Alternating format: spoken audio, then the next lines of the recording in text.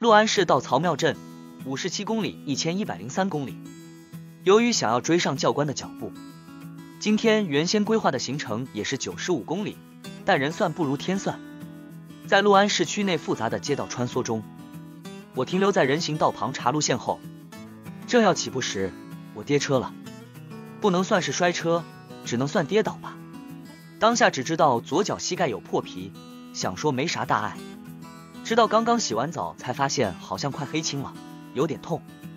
话说今天的天气真的好到不行，昨日由于在45度高温下骑破100公里，所以其实很累，想早起的计划就失败了。再加上饭店有早餐，摸就9点多了。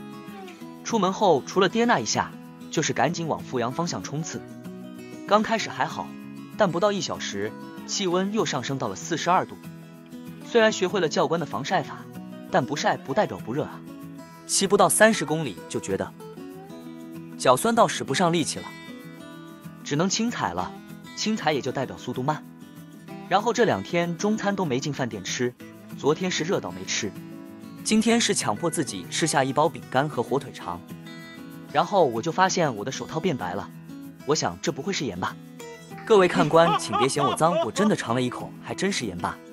于是我就意识到，可能是我电解质补充不够才会骑不动吧，热量摄取可能也不足。本来想趁机减肥的，但是照这样下去恐怕是不行的。晚餐吃的是炒饭，但一点都不咸，我又得担心补充明天的电解质了。欲速则不达，很可能这次要是追不上他的脚步，以后就不知道会在何时才能见面了。曹庙镇到阜阳，昨日深刻的检讨后，决定要把每天的热量摄取和电解质摄取做一个良好的补充。由于有朋友建议我带包盐或吃盐锭，盐锭我在药局没问到，听说要从网络上买。盐巴则是每次走进便利店就只提了水和饮料出来。不过这次我买了盐汽水和 Snickers 巧克力，相信今天状况应该会改善许多。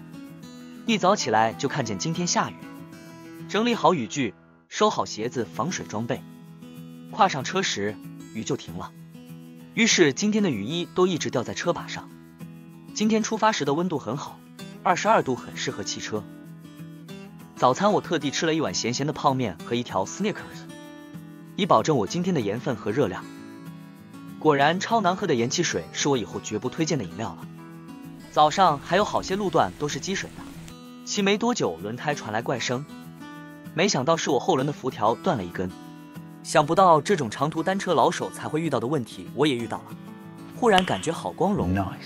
想到如果今天要冲去阜阳120几公里，似乎是不可能的任务，所以很想找台巴士搭，但是看到我单车的体积，一台巴士明确的拒绝了我。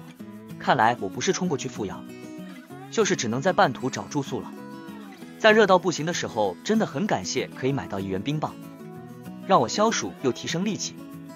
今天的宵夜是超好吃的孜然一口香，真是美味到极致。至于我今天骑到哪了呢？